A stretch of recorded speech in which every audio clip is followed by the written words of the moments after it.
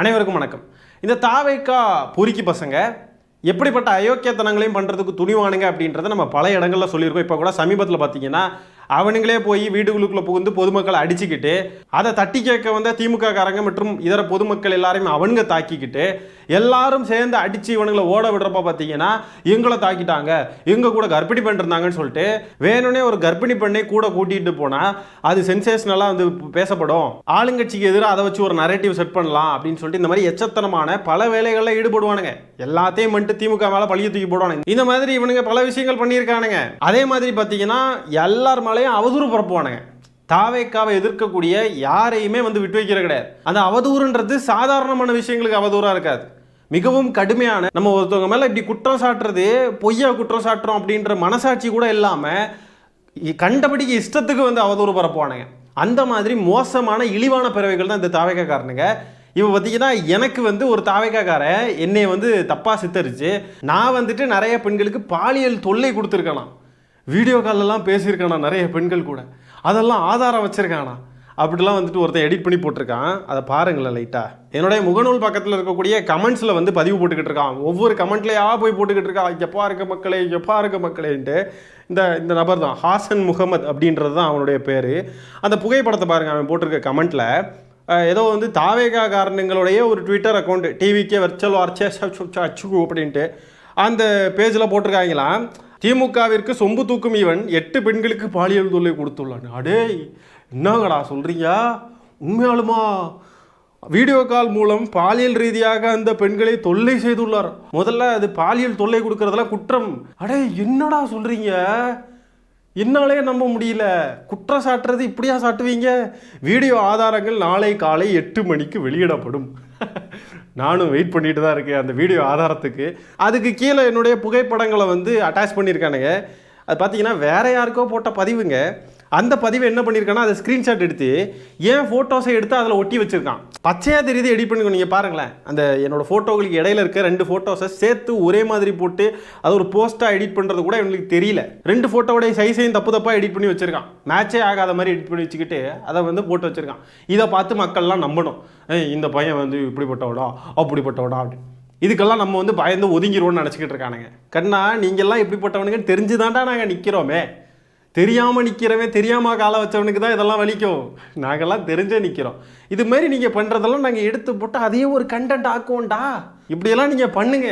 நீங்கள் இப்படி பண்ணதான் அது வளர முடியும். நம்ம மேலே எரியக்கூடிய கற்களை எடுத்து அதை வச்சு கோட்டையை கட்டலான்னு சொல்லுவாங்க இல்லையா? நிறைய பேர் கல் எறிங்கடா, வெயிட் பண்ணிக்கிட்டு இருக்கோம்டா. கல் எறிங்க, பெரிய கோட்டை கட்டி நாங்கள்லாம் நல்லா இருக்கும், நீங்கள் நாசமாக போங்கடா தாவேக்கா தற்குறிகளா.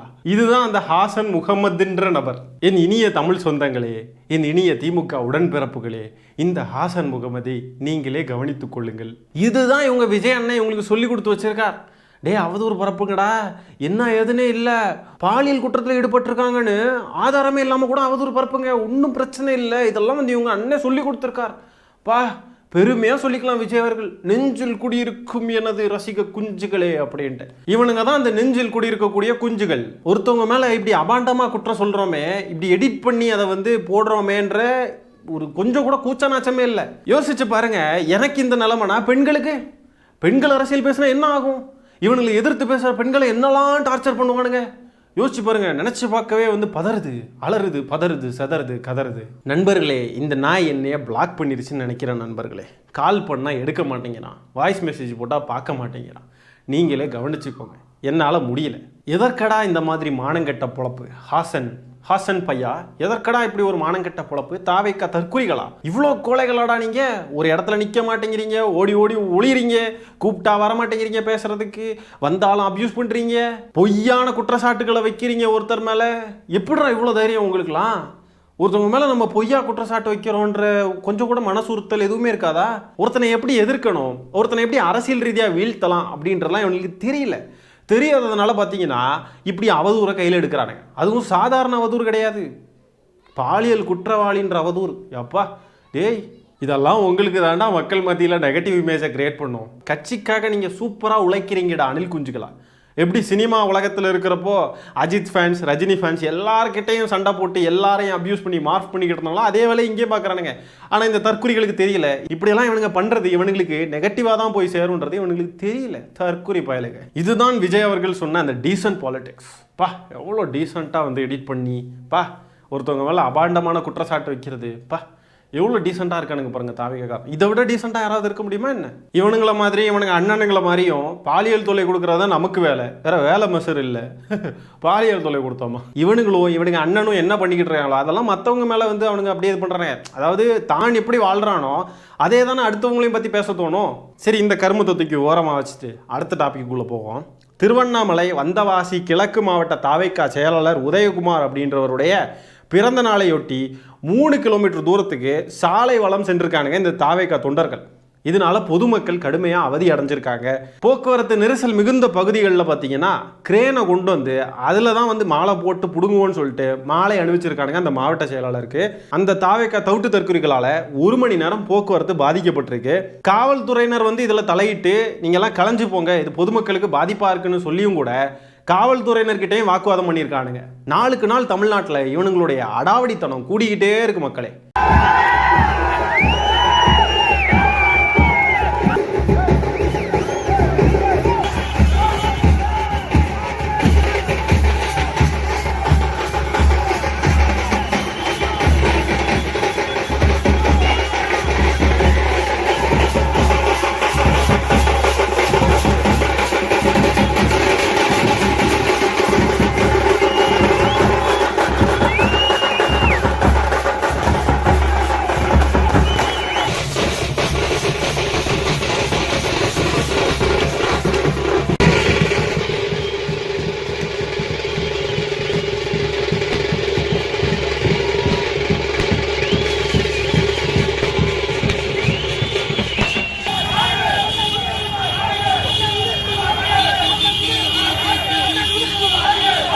இப்படியெல்லாம் அடாவடித்தனம் பண்ணிக்கிட்டு இருந்தா பொதுமக்கள் அடிச்சு தானே விரட்டுவாங்க.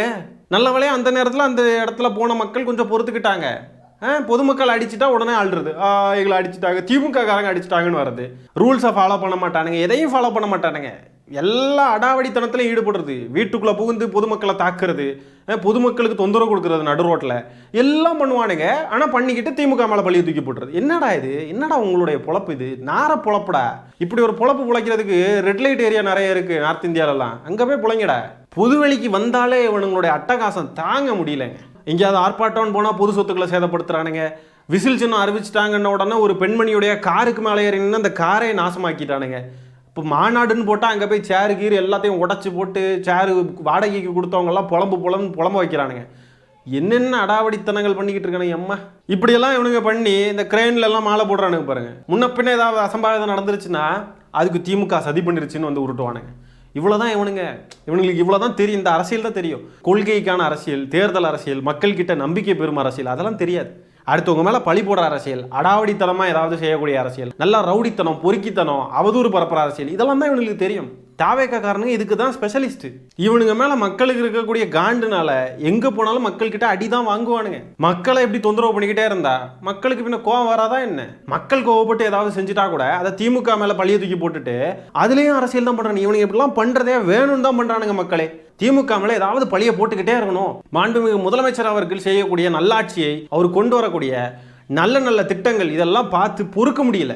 இதெல்லாம் எப்படியாவது நம்ம மறைக்கணும்னா இந்த ஆட்சி மேலே ஒரு பழிய தூக்கி போடணும். இந்த ஆட்சிக்கு மேலே தப்பான ஒரு இமேஜ் கிரியேட் ஆகணும்னு சொல்லிட்டு தான் இதெல்லாம் பண்ணிக்கிட்டு இருக்கானுங்க இவனுங்க. இதுதான் விஜய் அவர்கள் சொன்ன மாற்றம். நாங்கள் தான் மாற்று அரசியல். இதுதான் பனையூரில் பார்த்தா விருப்ப மனு கொடுக்குறோன்ற பேரில் அங்கே ரோடெல்லாம் பிளாக் பண்ணி பொதுமக்களை அவங்கவுங்க வீட்டுக்கு கூட போக விடாம ஆக்கி அவங்கள பார்த்து நாங்கள் உங்களை அலோவ் பண்ணுறோம் அப்படின்லாம் சொல்லி அவங்களையும் அப்யூஸ் பண்ணி அவங்கள பேட்டி கொடுக்க விடாம ஆக்கி தமிழ்நாட்டில் எவனாவது அராஜகம் பண்ணுறான் அது தாவேக்காரனை மட்டும்தான் இருக்க முடியும். அப்படிப்பட்ட ஒரு நிலை தான் இன்னைக்கு உருவாயிருக்கு. இன்னும் ஒரு தேர்தலை கூட சந்திக்கல, அதுக்குள்ளேயே எவ்வளோ அலப்பற பண்ணுறானுங்கன்னு பாருங்க. தாவேக்காரனுங்க இதை வந்து என்ஜாய் பண்ணிக்கிட்டு இருக்கானுங்க.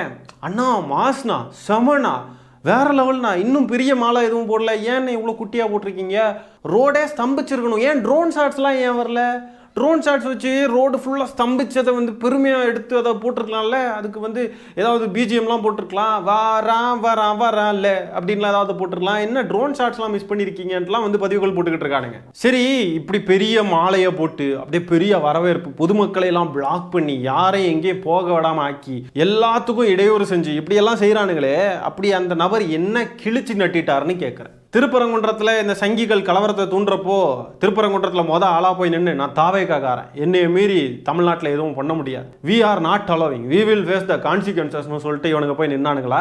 பாஜக கொண்டு வந்திருக்கிற திட்டங்களுக்கு எதிராக பேசி போராடி கைதாகி ஏதாவது செஞ்சு அதனால வந்து உணர்ச்சி வசப்பட்டு மக்கள்லாம் அவருக்கு வரவேற்பு கொடுக்குறாங்க அப்படின்னு ஏதாவது இருக்கா? பட்ஜெட் விவகாரத்தில் இன்னும் இவங்க தலைவன் வாயவே திறக்கலை.